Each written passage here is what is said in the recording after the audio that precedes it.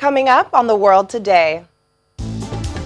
As victims' relatives mourn, India's Prime Minister Narendra Modi says the deaths of 20 Indians killed in the Himalayan border will not be in vain. China and African countries hold an extraordinary summit on solidarity against COVID-19. Plus, the EU pushes for global alliance to buy COVID-19 vaccines up front.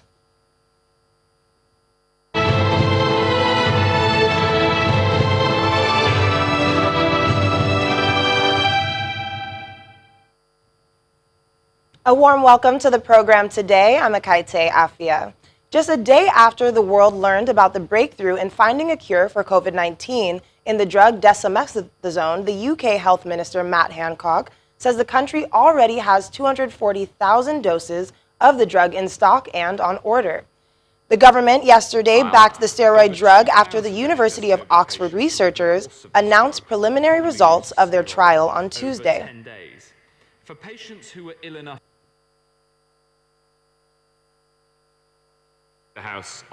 in Oxford University's Dexamethasone trial, over 2,000 NHS COVID patients were given a course of this drug, a commonly used steroid, over 10 days.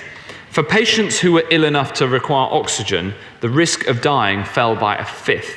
And for the most seriously ill patients on mechanical ventilators, the risk of dying fell by over a third. This is an important moment in the fight against this virus. It's the first time that anyone in the world has clinically proven that a drug can improve the survival chances for the most seriously ill coronavirus patients. We have 240,000 doses now in stock and on order. And this means that the treatment is immediately available and already in use on the NHS. I'm incredibly proud that this discovery has happened right here in Britain through a collaboration between government, the NHS, and some of our top scientists. Well, just a bit more about the drug dexamethasone. It is an anti-inflammatory drug which has been hailed as a groundbreaking treatment for hospital patients seriously ill with COVID-19. The drug is a steroid and works by dampening down the body's immune system. And when it comes to COVID-19, the virus itself and the body's reaction in fighting it off cause inflammation. The immune system, however, goes into overdrive, and it is this reaction that can prove fatal. The very reaction designed to attack infection ends up attacking the body's own cells. Dexamethasone calms this effect, but it is only suitable for people who are already in the hospital and receiving oxygen or mechanical ventilation. In other words, those who are really sick with COVID-19. Staying with drugs and medication for COVID-19, German biotech firm CureVac is set to become the second company after rival BioNTech to launch human trials of an experimental coronavirus vaccine in the country, and is having to look into having approval for the vaccine in the middle of 2021. The trial launch will see 144 patients in Germany and Belgium receive different dosages of the vaccine and a further 24 getting a placebo.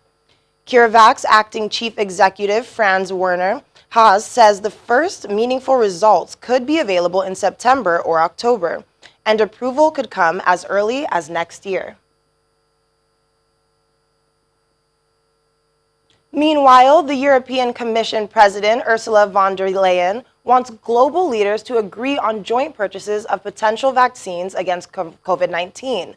The plan is of a wider EU strategy to secure enough doses for the bloc and the world's poorest countries, should a successful vaccine be developed, because it fears it is lagging behind in this area, unlike the United States and China. There is an upcoming vaccine strategy summit on June 27th, following a fundraising campaign co-led by the EU to secure funds to distribute potential COVID-19 shots to poor countries. We will explore with our international partners whether a significant number of countries would agree to pool resources for jointly reserving future vaccines from companies, while at the same time making advance reservations for low and middle income countries. The high-income countries would then act as an inclusive international buyers group. They would thus accelerate the development of safe and effective vaccines and help maximize access to them across the world for all who need it. When it comes to fighting a global pandemic, there is no place for me first. Europe is not an island. Our economies are tightly connected, not only amongst themselves, but also with the rest of the world through global trade, travel, and cooperation. Only when the economies of our trading partners will recover, Europe's economies will thrive again. And only when the world will be safe from the coronavirus, European citizens will be safe as well. And in Singapore, the National Defense Research Organization says it has found 5 antibodies that can neutralize COVID-19, potentially paving the way for them to be used in a virus treatment after the completion of clinical trials. The national laboratory says pending its arrival, human trials for the lead antibody are expected to begin within months. The organization said it found the antibodies in blood samples from recovered coronavirus patients. Since March, it has screened hundreds of thousands of cells to find the antibodies using a proprietary screening technique. Beijing has completed nucleic acid testing on 356,000 people for COVID-19 after latest cases were found closely related to the Xinfadi, the largest wholesale market with fruit, vegetable, and meat supplies in the Chinese capital. During a press conference on epidemic control held by the local government Wednesday afternoon, the working group responsible for quarantine and testing under the Beijing Municipal Leading Group on COVID-19 Prevention and Control introduced the advance of nucleic acid testing in the city. The plan is that by the end of today, Beijing will finish nucleic acid testing on another 355,000 people who had contacts to the coronavirus hit markets and were identified through big data screening. And the tests are simultaneously underway for other people of key sectors, key fields, and key areas in Beijing. Staying in China, President Xi Jinping today chaired an extraordinary China-Africa summit against COVID-19 in Beijing. Held via video link, the summit was jointly proposed by China, South Africa, the rotating chair of the African Union, and Senegal, the co-chair of the Forum on China-Africa Cooperation, FOCAC. Leaders of African countries, including members of the AU Assembly of the Heads of State of Government and rotating chairs of major African sub-regional organizations, and the chairperson of the AU Commission attended the summit. The Secretary General of the United Nations and the Director General of the World Health Organization also attended the meeting, as well as special guests. From across Africa, 48 heads of state, 12 prime ministers, and 6 regional organizations such as the AU sent messages or issued statements in solidarity and support to China. Many African countries, Equatorial Guinea, Egypt, Djibouti, Cote d'Ivoire, Algeria, Ghana, and Nigeria offered China financial support and medical supplies. African teachers, students, and doctors in China volunteered to help in hospitals, schools, hotels, and railway stations, playing their part on the front line of China's COVID-19 containment. COVID-19 cases continue to spike in the United States as experts in Beijing are finding that new patients are experiencing strange symptoms, including joint and stomach discomfort. They are also finding that different weather, living habits, and body types may result in symptoms varying in different regions. Here's the global update.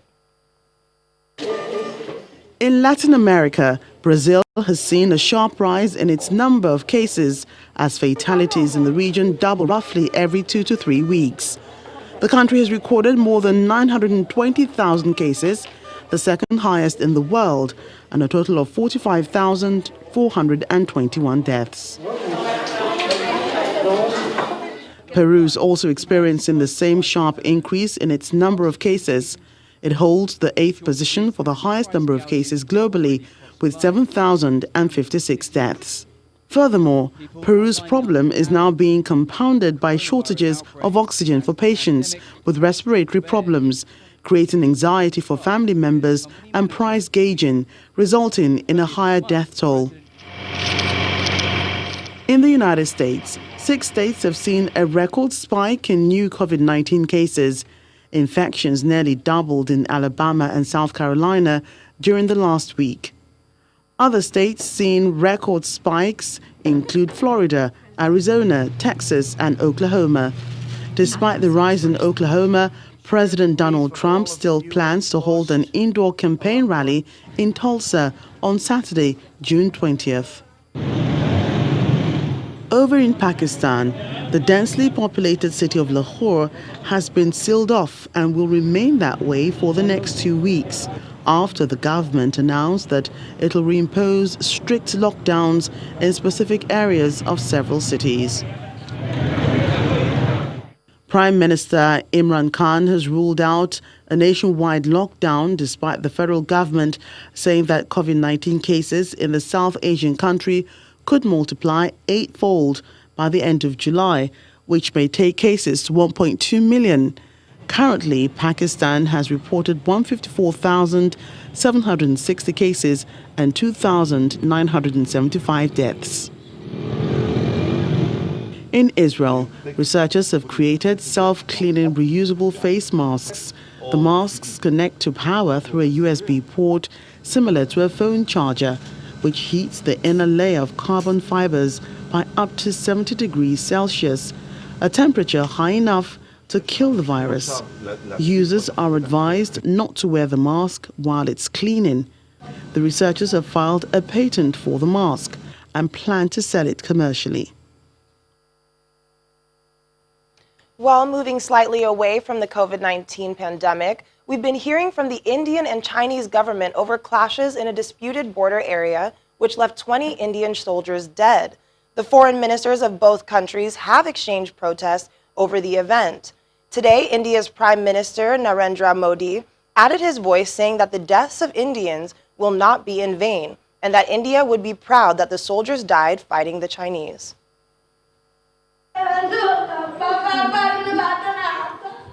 Clashes between China and India have strained relations for some time, but a fresh dispute has left at least 20 Indian soldiers dead.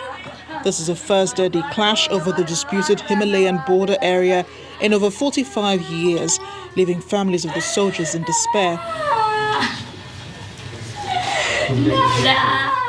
According to Indian officials, their soldiers were hit with clubs studded with nails and stones during a brawl that erupted in a remote Galwan Valley, high in the mountains where India's Ladakh region borders the Aksai Chin region, captured by China during the 1962 war.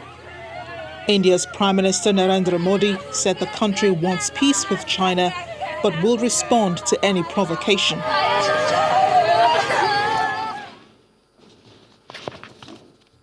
In Beijing, Foreign Ministry spokesperson Zhao Lijiang said the clash erupted after Indian soldiers crossed the line, acted illegally, provoked and attacked the Chinese, resulting in both sides engaging in serious physical conflict and injury and death. The disputes have resulted in Indian citizens, including war veterans, taken to the streets to protest against China just outside the Chinese embassy. At least half a dozen army veterans were among the protesters, demanding a tit-for-tat response from the Indian government as retribution for the deaths. Indian police went on to detain some protesters, including the army veterans. Meanwhile, China initially claimed to be unaware of the border face-off. China then went on to say that Indian forces violated the consensus with China on easing border situation and provoked physical conflicts with Chinese soldiers, urging the Indian side to restrain its frontline troops. The Asian giants have rival claims to vast territory along their 3,500-kilometer Himalayan border, but the disputes have remained largely peaceful since a border war in 1962. China and India have agreed to continue discussions to hopefully resolve the border issue. Welcome back to The World Today. Let's switch gears to South Africa, where a 31-year-old man has appeared in court after police arrested him for the murder of a woman. 28-year-old Shigofatso Pule was 8 months pregnant when her body was found hanging from a tree with stab wounds last week. After her death, which triggered a national outcry, President Cyril Ramaphosa said the culture of silence around gender-based violence had to end. And how do you feel as an uncle after seeing the person who's accused of killing your niece? Look, it's a step in the right direction. I must applaud on behalf of the family the work of the police so far with the arrest that they have made. We're preparing ourselves for a difficult journey ahead of having to relive the moments of Tsegofatso, her last moments actually on earth. But it's the journey that we as the family are prepared to travel, especially if we want to get and seek justice for Tsegofatso Pule. At this point in time, there isn't much that we can comment about with regards to the person or the suspect who has been arrested. You were in the courtroom. You saw what happened. There wasn't much that the guy said. We'll just have to wait for the next court appearance on the 24th. That's it.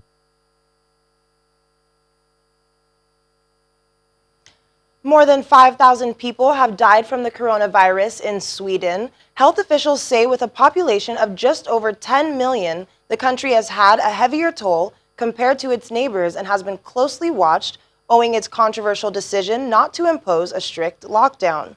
Earlier this month, the man behind the policy, Anders Tegnell, acknowledged that the approach had resulted in too many deaths.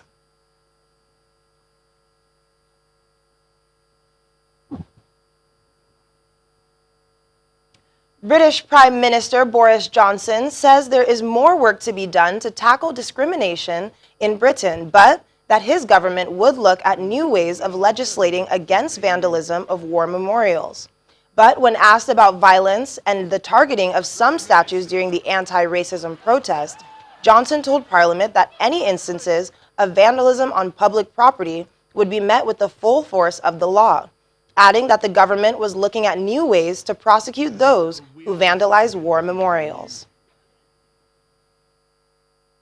We are certainly going to proceed with a new cross-governmental commission to look at racism and discrimination, and it will be a very thorough piece of work looking at discrimination in health, in education, in the criminal justice system. And I know that the House will say we've already had plenty of commissions and plenty of work, but it is clear from the Black Lives Matter march and all the representations that we have had that more work needs to be done. And this government is going to do it. Any incident of vandalism or attack on public property will be met with the full force of the law, and perpetrators will be prosecuted. And I can also confirm that we are looking at new ways in which we may legislate against vandalism of war memorials. It's been 3 weeks since anti-racism protests have been rocking the United States. President Donald Trump on Tuesday signed an executive order on policing amid calls to action against police brutality and racism. Maria joins us now. Maria, great to see you. Thank you for having me. So tell us, what has been the reaction to the president's executive order? The president's executive order has been met by some criticism, to be quite honest. I mean, many people obviously were hopeful, and they were at least glad to see that he was responding, but they feel that it's more protecting the police in some way than actually protecting those individuals whose lives have been lost at the hands of police. And so obviously the Senate is also working on some laws and some legislation to address the use of force with policing. Because if you listen to the statement he made yesterday, it actually states at the end of that he does not condone, and it'll be against the law for holding someone down at the neck, the chokehold, unless the police officer's life is being threatened. And so that right there, that caveat lets many people know that the police are still being given rights that potentially could end the lives and could continue the systemic issues that exist within policing in the U.S. Well, and do you think that this addresses the real issues people have been complaining about with police force? The real issues that exist with police force that many people have been complaining about are really surrounding the way in which police treat those that are minority, and specifically African Americans. And so this is a very sweeping, very large overall executive order. And so the real question is going to be, when it comes down to implementation and execution, how will some of the systemic issues be addressed within this executive order? And what sort of reforms do the protesters really want? The protesters are looking for specific laws to be changed. One, the chokehold law, but they're looking for it to be exonerated and to be lifted from all states, not just some states, and not with exceptions, such as police if they feel like their lives are in danger. And also they're looking for the citizens arrest law to be lifted and removed. They're looking for citizens to not be able to arrest one another for specific issues that they believe would garner the citizens arrest law. They're looking for police to not target African American males at a higher rate than other individuals. And so the list continues. It's really the systemic challenges that have plagued the United States for 400 years, but specifically now we see it bubbling up within policing in the U.S. Well, thank you so much again for joining us today, Maria. Thank you. Well, when the coronavirus locked down New York, opera singer Claire Cutler turned to her favorite pastime, baking. Cutler, who has gained 5 pounds over the last few months, is hardly alone in turning to comfort food in the pandemic. Since stay-at-home orders began rolling out in the U.S., early in March, 85% of Americans have changed what they eat or how they prepare food, according to an April survey of 1,011 U.S. adults by the International Food Information Council. It also found 60% have cooked at home more frequently, and nearly a third reported snacking more. Sales of cookies and salty snacks skyrocketed 50% at the outset of the pandemic, according to a study by IRI, a Chicago-based market research firm. Consumers also bought more chocolate and ice cream.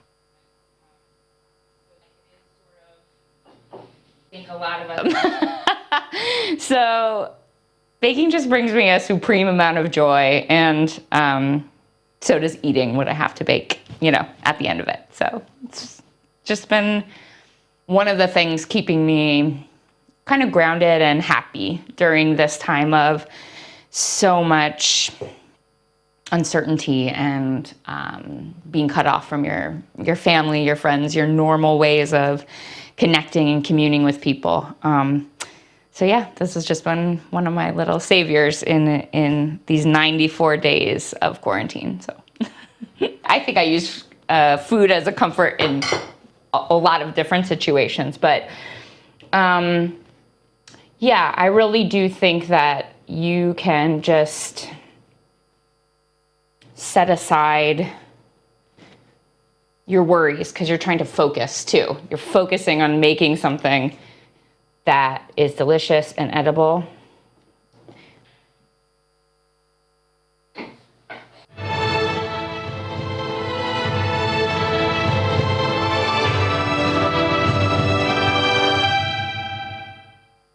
Well, I'm sure I'm not the only one craving a cinnamon roll after seeing that. That's all we have on The World Today. I'm Akaite Afia. Thanks for joining us.